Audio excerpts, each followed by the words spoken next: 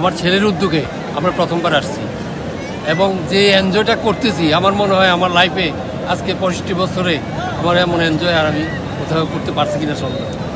আর সবচাইতে যে জিনিসটা হলো কালকে বিকালে যখন আসছি লোকারণ্য দেখে আমার হৃদয়ে মনে হয় যেন আমি পুরো যৌবনে ফিরে আসছি।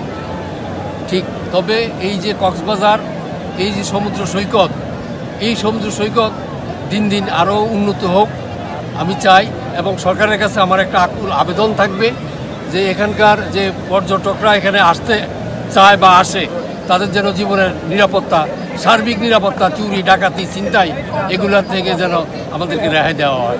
ছেলেটাকে আল্লাহ তাকে আরও বড় করে ভালো হায়াত দিক, আমাদেরকে দুইজনকে তার পরিবার সহ আমাদেরকে নিয়ে যে তার বাপ মাকে নিয়ে যে তার এইভাবে এখানে এসে একবারে আনন্দটা করবে এটা আসলে আমরা জীবনে কোনোদিন কল্পনাও করি নাই।